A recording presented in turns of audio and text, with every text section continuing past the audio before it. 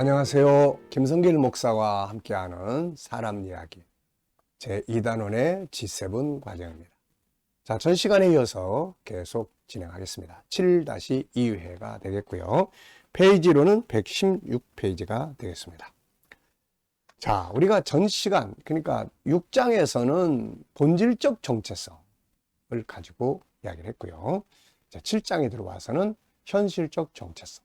현실적 정체성은 운전수냐 승객이냐, 또 나는 어떤 존재냐, 천재냐 바보냐,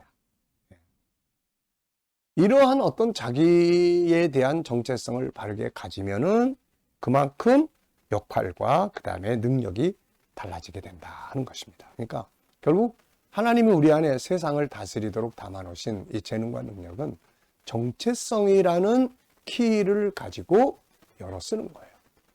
난 바보 같아, 난 못해, 이런 사람은 그 키가 아주 작은 키를 사용을 하는 거고, 그 안에 있는 능력을 5%도 못 꺼내 쓰는 거고, 나는 하나님을 닮은 천재야, 이런 정체성을 가진 자는 안에 있는 능력을 풍성하게 갖다 쓸 수가 있다, 그런 이야기죠.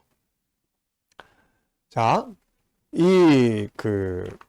자기 안에 있는 내 안에 잠든 거인을 깨워라, 이 사람 앤서니 라빈스는 이런 이야기를 합니다. 마약 중독자라는 정체성을 가지고 있는 사람을 변화시키는 가장 중요한 것은 자신의 정체성을 바꾸는 일입니다. 마약 중독에 회복 중인 사람으로 규정하는가, 아니면 자신은 완전히 깨끗해졌으며 완전한 기독교인 지도자처럼 마약 중독자가 아닌 다른 사람이 되었다고 확신하는 것인가에 따라 순간 그의 행동은 바뀌게 된다.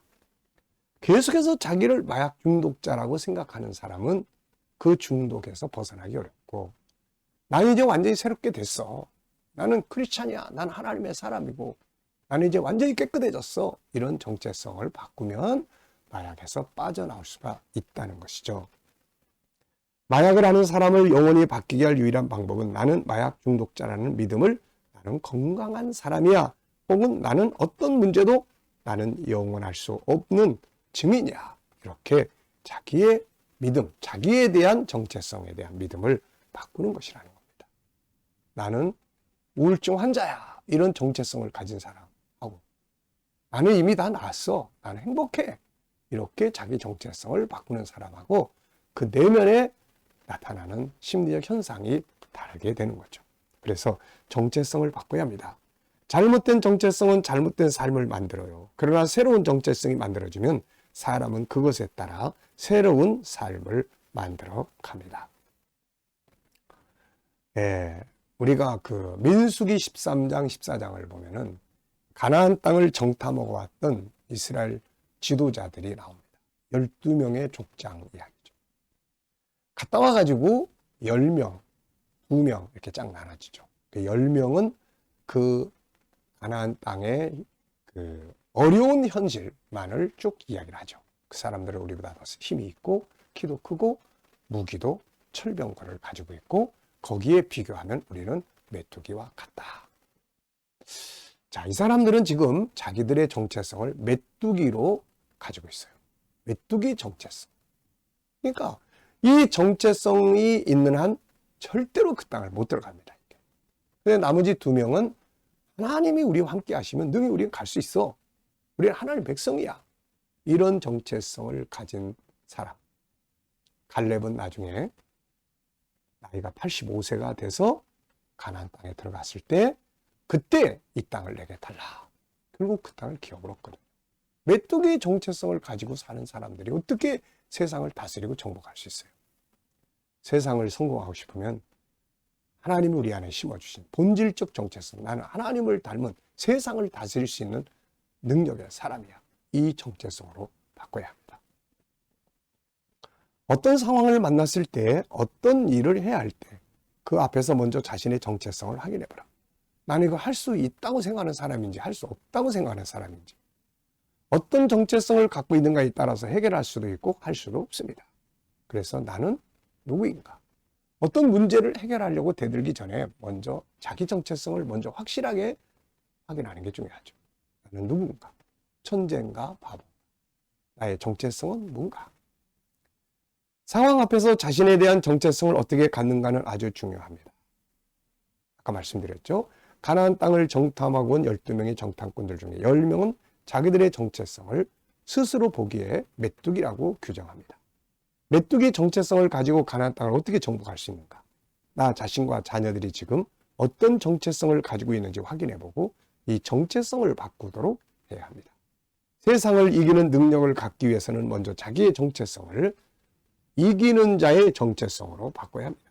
이것을 위해 성경이 보여주는 정체성을 가지고 그걸 외치고 믿고 나아가야 되는 거죠. 그 정체성이 사람을 바꾸고 환경을 바꾸기 때문에 그렇습니다.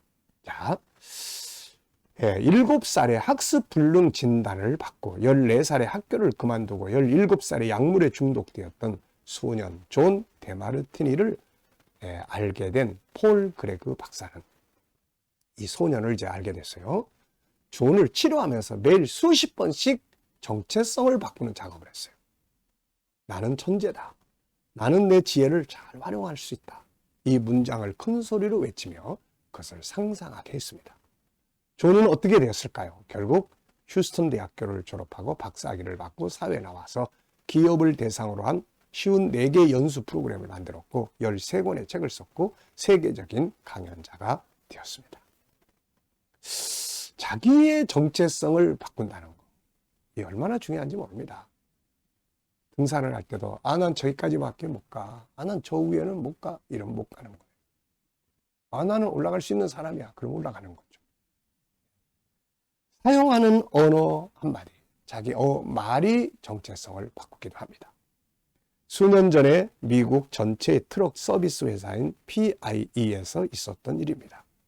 그 회사의 고위 간부들은 운송 계약의 60%가 잘못되어 있는 바람에 매년 25만 달러의 손해를 보고 있다고 했죠.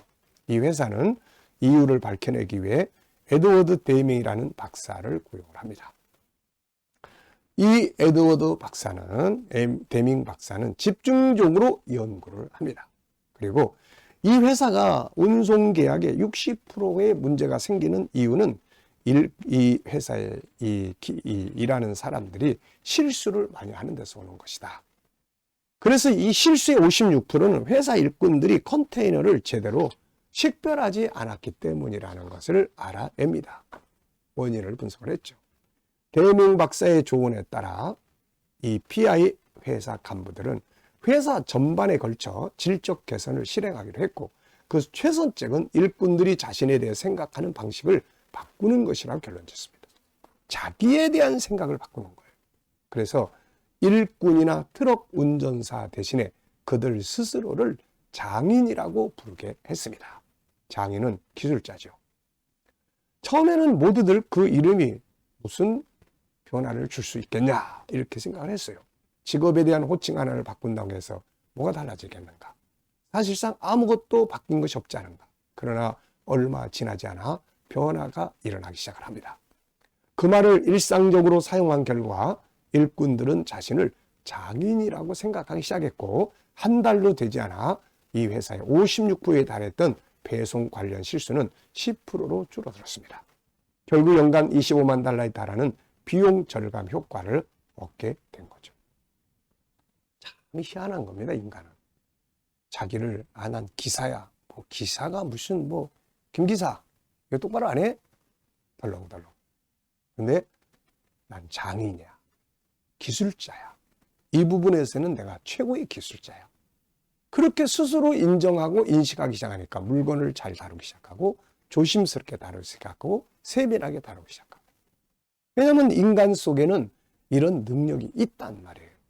근데 이 능력을 얼마큼 사용하느냐 하는 것은 내가 나를 어떤 존재로 알고 있느냐에 달려 있는 겁니다. 자기를 누구로 어떤 사람으로 알고 있는가 또 규정하는가는 상황을 다스리는 데 아주 중요한 것입니다. 공부를 잘하라고 할 것이 아니라 잘하는 아이의 정체성을 갖도록 만드는 것이 중요하죠. 이것을 위해서는 자기가 가져야 할 올바른 정체성을 덜 묵상하고 외치는 것이 중요한 일입니다. 자, 이 시간은 여기까지 하고 마치겠습니다. 그래서 우리가 자기 역할에 대한 정체성, 사장이냐 직원이냐에 따라 달라지고 또 나는 천재냐 바보냐에 따라서 상황에 대한 능력이 달라진다 하는 걸 기억하시기 바랍니다. 자, 이 시간 말씀 여기서 마치겠습니다. 감사합니다.